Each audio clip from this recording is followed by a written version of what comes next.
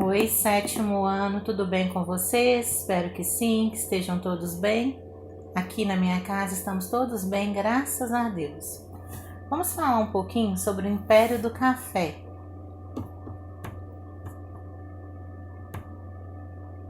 Em 1822 foi proclamada a independência do Brasil, ou seja, o Brasil deixou de ser colônia de Portugal e se tornou um país politicamente independente, com seu próprio território e governo.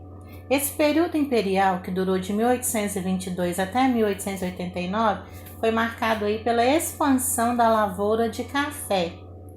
Essa lavoura fez que aumentasse muito o mercado internacional, pois a gente tinha aqui clima e solos favoráveis para esse cultivo. A princípio, esse cultivo ele era feito no Rio de Janeiro, mas foi se expandido aí rapidamente para outras áreas do interior da região, principalmente São Paulo, Minas Gerais e Espírito Santo, como mostra esse mapa da expansão da lavoura cafeeira. Do café às indústrias. Esse cultivo do café aí, proporcionado pelas exportações, permitiu que muitos cafeicultores deixassem as suas fazendas ao cuidado de outras pessoas, né, de outros administradores, e fossem para outras cidades, principalmente sétimo ano, São Paulo, onde se destacava aí nesse investimento de negócios, bancos, empresas de exportação e importação. Essa riqueza gerada pela cafeicultura contribuiu para que as indústrias se concentrassem na região sudeste, e esse fato atraiu grande quantidade de pessoas que saíam do campo para a cidade. Conhecido aí como esse movimento fica conhecido como êxodo rural. Para que tudo isso aconteça, o que a gente tem que entender? Que a rede de comunicação e de transporte ela tem que ser eficiente. O que são essas redes de comunicação e transporte? Elas são muito importantes na organização e integração dos territórios, pois representam infraestrutura das quais dependem a indústria, a agropecuária, o comércio, o turismo e outras atividades. A rede de transporte foi sendo implantada no Brasil de acordo com a organização das atividades econômicas e também da tecnologia que tinha na época. Então, sétimo ano, nós vamos analisar aí 3 períodos. O primeiro período ocorreu entre os séculos 16 a 19, era utilizado aí de tração animal, que eram carroças, cavalos e carros de boi, que eram os principais meios de transporte. Eles eram usados aí, eles eram puxados, né, na verdade, pelas trilhas que foram abertas pelos indígenas. Também eram utilizados nesse período pequenas embarcações, seguindo o curso dos rios. No segundo período, que ocorreu no final do século XIX e primeira metade do século XX, surgiram as ferrovias. Aí, com o surgimento das máquinas a vapor, a malha ferroviária brasileira começou a se construir na região sudeste. Depois foi se expandindo para outras regiões, como o sul e nordeste. Nas grandes cidades também surgiram os primeiros bondes. O terceiro período, a segunda metade do século XX e início do século XXI, com o aparecimento das rodovias. A partir do final dos anos de 1950, a indústria automobilística começou a se desenvolver e as rodovias passaram a ocupar o posto de principal sistema de transporte nacional. Era o principal o sétimo ano, mas não era o único, porque também tinha os portos, as hidrovias e os aeroportos. Correto? Fluxos populacionais. Nesse período também, a partir da década de 1950, o governo realizou grandes obras rodoviárias que favorecia aí o deslocamento das pessoas. Então começaram a surgir aí o aumento das migrações internas, que são o quê? Deslocamentos de pessoas entre diferentes lugares de um país, geralmente em busca de trabalho e melhores condições de vida. Ou seja, sétimo ano, essas pessoas estão se deslocando dentro do próprio país. A partir de 1980, houve uma redução da migração entre as regiões brasileiras.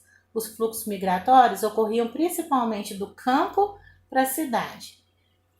Outra coisa, em 2000 destacou-se a migração de retorno. Então, essas pessoas que saíram começaram a voltar.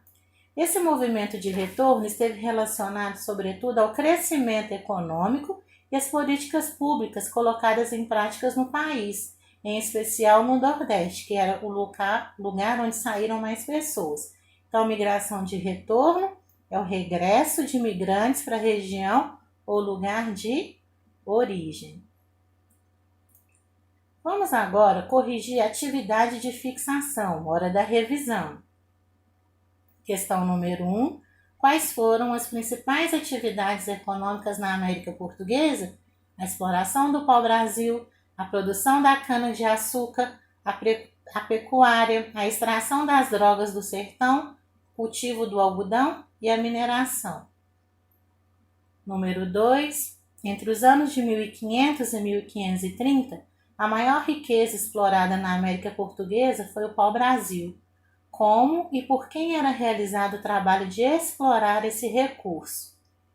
A derrubada, o corte e o transporte do pau-brasil para as feitorias eram executadas pelos indígenas e estavam restritas a uma pequena faixa do litoral onde predominava a Mata Atlântica. O que eram os engenhos? Eram propriedades rurais nas quais a vegetação original era derrubada para dar lugar às áreas de cultivo da cana e aos equipamentos necessários para transformá-la em açúcar, que depois era transportado para a Europa. Número 4. Como o plantio da cana e a produção do açúcar promoveram mudança no espaço geográfico da América Portuguesa, com o desenvolvimento de novos ciclos urbanos, principalmente no litoral da atual região, Nordeste, maior área produtora de cana-de-açúcar do período.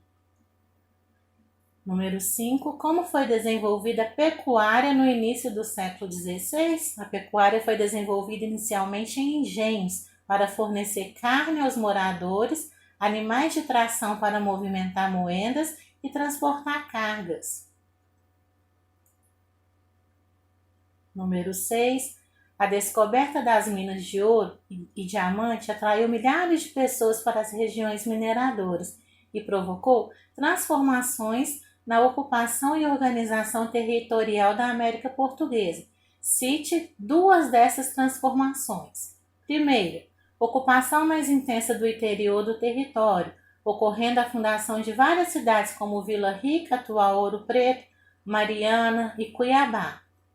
Formação de muitos povoados e vilas nas rotas percorridas pelos tropeiros, como Sacramento e Sorocaba. Número 7. O que são mapas de fluxos? São mapas que representam movimentos no espaço, ou seja, circulação de elementos naturais, massas de ar e correntes marítimas, por exemplo, pessoas e produtos, entre outros. Número 8. Como a produção cafeeira estimulou o desenvolvimento dos meios de transporte?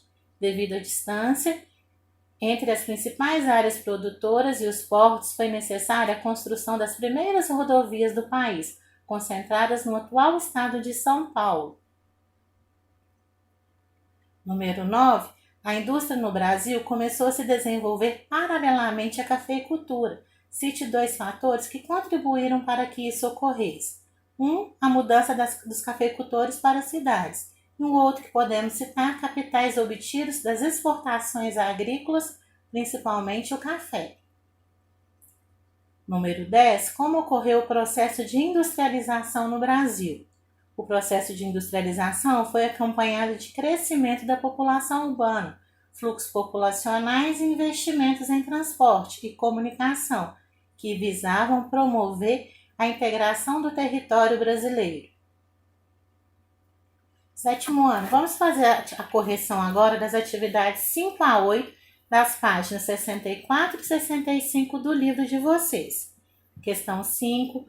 Paralelamente à atividade canavieira, ainda no período colonial, desenvolveu-se na atual região norte uma atividade econômica importante para o processo de ocupação do território.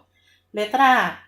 Como eram chamados produtos extraídos dessa região pelo colonizador europeu? Cite exemplos. Então, é drogas do sertão o nome, podemos citar pimenta, sementes oleaginosas, castanhas, madeiras de leis e outras. Letra B. Que fatores impulsionaram a migração para a região norte a partir do final da década de 1960? Novas áreas agrícolas e de pecuária, garimpos e implantação de indústrias, principalmente em Manaus e municípios vizinhos. Número 6. Explica a relação entre as principais atividades econômicas do século XVI, sua distribuição no território e a localização dos primeiros núcleos urbanos. A exploração do pau-brasil e o cultivo da cana-de-açúcar se desenvolveram ao longo da faixa litorânea, por causa dos conhecimentos que os colonizadores tinham sobre o território, das condições favoráveis ao cultivo da cana-de-açúcar e da proximidade com o oceano, que facilitava o escoamento dos produtos para a Europa. Essas atividades contribuíram para o desenvolvimento dos primeiros núcleos urbanos. Número 7. Que atividade econômica promoveu pela primeira vez maior ocupação e integração da América Portuguesa? Por quê?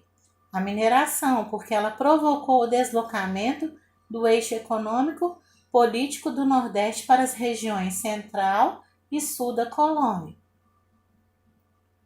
Número 8. Qual foi a contribuição dos bandeirantes para a ocupação e integração do Brasil colônia? Os bandeirantes caminhavam seguindo o curso dos rios, abriam trilhas e caminhos pelas matas, e alguns de seus pontos de apoio se transformaram em vilas e cidades. Ok? Corrigido?